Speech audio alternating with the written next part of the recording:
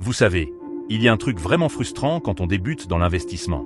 On se crève au travail, on épargne religieusement tous les mois, on fait tous les sacrifices possibles. Et pourtant, quand on jette un œil à son compte, on a l'impression que ça n'avance pas d'un iota. On a l'impression de tourner en rond, que nos efforts ne donnent quasiment aucun résultat visible. Cette sensation, je la compare souvent à celle d'un athlète qui s'entraîne pour un marathon. Les premières semaines sont éreintantes, le corps en prend plein la figure, on n'a pas l'impression de progresser. Mais il y a une différence fondamentale. Avec l'investissement, cette phase galère ne dure pas quelques semaines, mais bien des années. Et c'est précisément là que la plupart des gens jettent l'éponge. Bonjour, je suis Elon, votre guide sur le chemin de la liberté financière. Mon objectif est simple, vous aider à comprendre comment votre argent peut devenir votre meilleur allié, et surtout, comment tenir bon assez longtemps pour que la magie opère vraiment. Aujourd'hui, je vais vous révéler quelque chose que très peu de gens comprennent vraiment. Il n'y a pas un seul moment de grâce dans un parcours d'investisseur, mais 3 étapes charnières absolument décisives. 3 paliers qui, une fois franchis, transforment complètement votre rapport à l'argent, à votre travail, et même à votre liberté personnelle.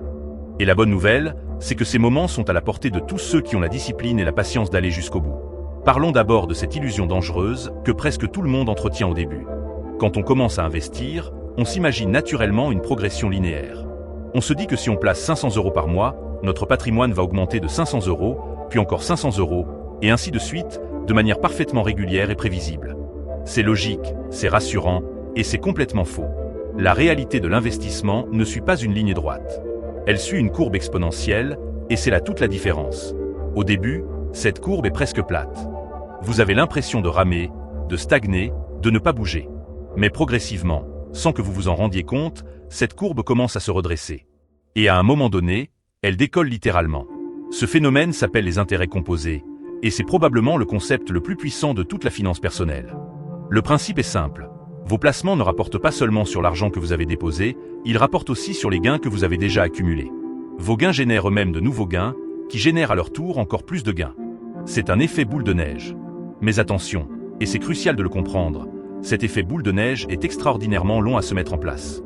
Imaginez que vous placez 10 000 € avec un rendement moyen de 7% par an. Au bout de la première année, vous gagnez 700 €. C'est bien, mais soyons honnêtes, ce n'est pas avec ça que vous allez changer de vie. Au bout de 10 ans, vous arrivez à environ 20 000 €. C'est toujours bien, mais ça ne va pas non plus révolutionner votre existence. Maintenant, regardez ce qui se passe ensuite. Au bout de 30 ans, vous êtes à 76 000 €. Et au bout de 40 ans, vous dépassez les 150 000 €, sans avoir ajouté le moindre euro supplémentaire après votre dépôt initial. Vous voyez la différence? Les 10 premières années vous ont rapporté 10 000 €. Les 30 années suivantes vous ont rapporté 140 000 €. C'est ça, la puissance des intérêts composés. Warren Buffett, l'un des investisseurs les plus brillants de l'histoire, a commencé à accumuler sa fortune dans les années 50. Mais savez-vous à quel âge il est devenu milliardaire? À 56 ans.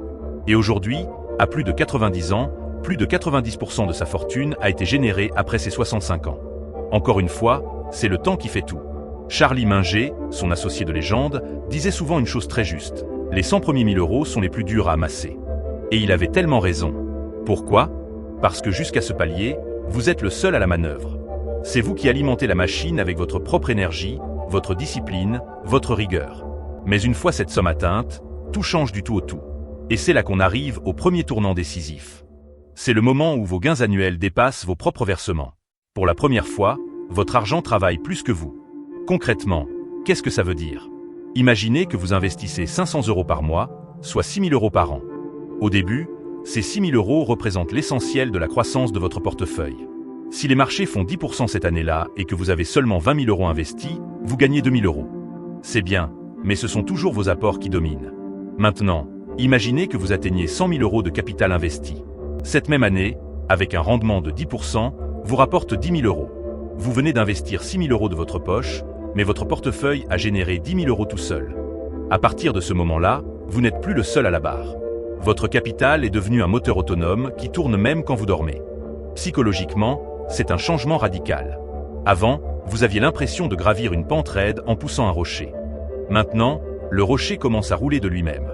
Vos efforts restent importants, bien sûr, mais ils ne sont plus les seuls à compter. Votre patrimoine a pris son propre essor. Le problème, et c'est là que beaucoup trébuchent, c'est que ce premier déclic arrive tard. Trop tard pour la patience de beaucoup. Ils voient leur portefeuille plafonner à 30 000, 40 000, 50 000 €, et ils se disent que ça ne vaut pas la peine. ils lâchent l'affaire, ou pire, ils vident leur compte pour une dépense immédiate. Et en faisant ça, ils brisent la machine juste au moment où elle commençait à se lancer. Alors, comment éviter ce piège? La réponse tient en quelques principes très simples. Premièrement, automatisez tout. Mettez en place un virement automatique mensuel vers votre compte d'investissement. Comme ça, vous n'avez même plus à y penser. Ça se fait sans effort. Ensuite, augmentez progressivement. Chaque fois que vous avez une augmentation de salaire ou une prime, augmentez légèrement vos versements. Pas besoin de tout investir, juste un peu plus qu'avant. Troisième principe, minimisez les frais au maximum. Privilégiez les ETF à faible coût plutôt que de multiplier les opérations en bourse. Les frais, c'est comme une fuite dans un réservoir. Ça paraît anodin, mais sur 20 ou 30 ans, ça peut représenter des dizaines de milliers d'euros envolés. Et enfin, restez discipliné. Ne changez pas de stratégie tous les 6 mois parce que vous avez lu un nouvel article ou vu une nouvelle vidéo. La constance, c'est la clé. Investir, ce n'est pas glamour, ce n'est pas palpitant. C'est même plutôt rébarbatif. Mais c'est précisément cette monotonie qui produit des résultats exceptionnels. Une fois que vous avez franchi ce premier seuil, quelque chose de remarquable commence à se produire. Votre capital prend de l'ampleur. Et c'est là que le deuxième tournant décisif apparaît, encore plus puissant que le premier. Ce deuxième cap, c'est le moment où les gains annuels de votre portefeuille atteignent le montant de votre salaire annuel. En gros, votre argent a réussi à se dédoubler. Vous avez maintenant 2 versions de vous qui bossent. Vous, en chair et en os, et votre capital. Prenons un exemple concret. Vous gagnez 40 000 euros par an. Au fil des années, vous avez réussi à accumuler 400 000 euros investis. Si cette année-là, les marchés progressent de 10%, vous gagnez 40 000 euros de plus-value. Exactement votre salaire annuel. Mais contrairement à votre salaire, ces 40 000 euros ont été générés sans réunion, sans stress, sans avoir à se lever à l'aube. À ce stade, votre rapport à l'argent et au travail change du tout au tout. Vous n'êtes plus tributaire d'un seul revenu.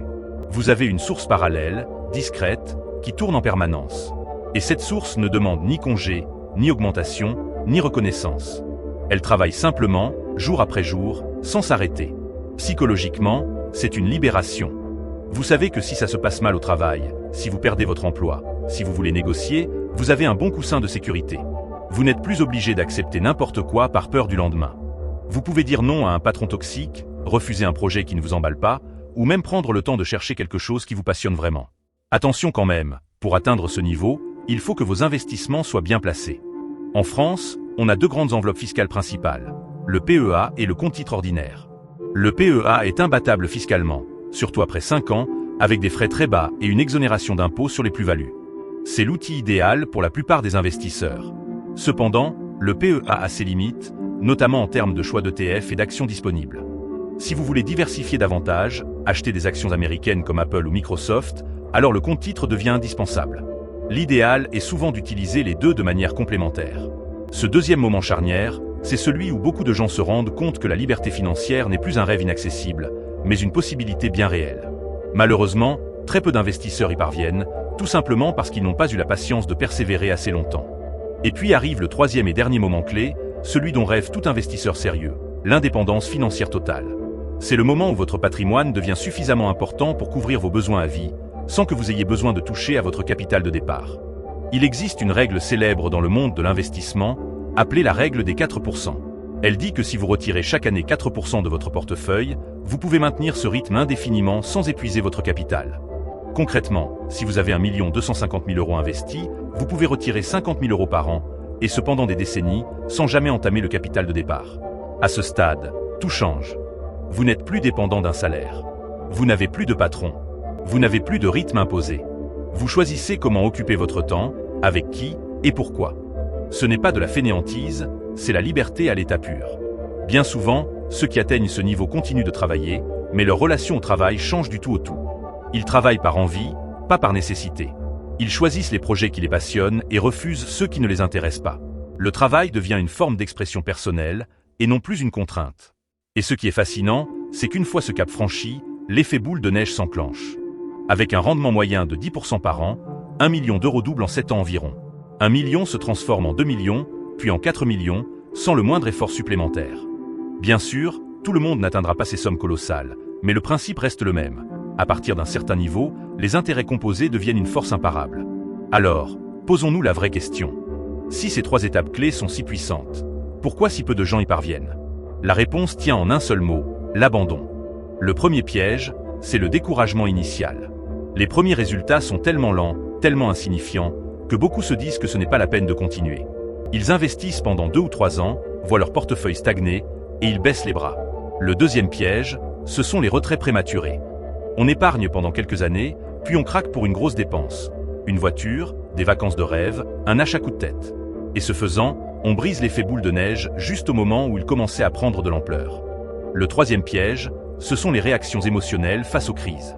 Les marchés chutent, les médias s'affolent, et certains vendent tout par peur. Ils oublient que ces baisses sont temporaires et que, sur le long terme, les marchés ont toujours progressé. Enfin, le dernier piège, c'est le manque de stratégie claire. Changer de méthode tous les 3 mois, courir après les dernières tendances, essayer de trouver le moment idéal pour investir. Tout ça, c'est le meilleur moyen de s'épuiser sans obtenir de résultats. La vérité, c'est que ce ne sont pas les marchés qui empêchent les gens de réussir. C'est leur propre comportement. La discipline et la patience valent bien plus que n'importe quelle analyse ou prédiction. Alors, comment tenir bon suffisamment longtemps? Voici les 5 principes essentiels. 1. Ayez une vision à long terme. Ne consultez pas votre portefeuille tous les jours. Pensez en décennies, pas en mois. 2. Automatisez tout ce que vous pouvez. Ce qui est automatique ne dépend plus de votre volonté ni de vos émotions. 3. Restez simple. 1 ou 2 ETF bien diversifiés suffisent amplement. Inutile d'avoir 20 lignes différentes. 4. Adaptez-vous progressivement. Quand vos revenus augmentent, augmentez aussi vos investissements. 5. Restez stoïque face aux tempêtes. Les marchés baissent régulièrement. C'est normal. Ceux qui réussissent sont ceux qui restent investis malgré les turbulences. Et voilà, on a fait le tour de ces 3 moments clés qui peuvent complètement changer votre vie financière. Ces étapes, ça ne se fait pas en un claquement de doigts. Ça demande du temps, de la persévérance et une confiance absolue dans la méthode.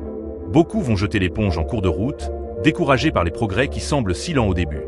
Mais ceux qui s'accrochent finiront par récolter des bénéfices bien plus importants que ce qu'ils avaient pu imaginer. Si vous êtes actuellement dans cette phase où tout vous paraît long, où chaque euro gagné semble insignifiant, surtout ne baissez pas les bras. Vous êtes en train de bâtir les fondations. La pierre que vous poussez finira par basculer. Et ce jour-là, vous réaliserez que tous vos efforts ont payé.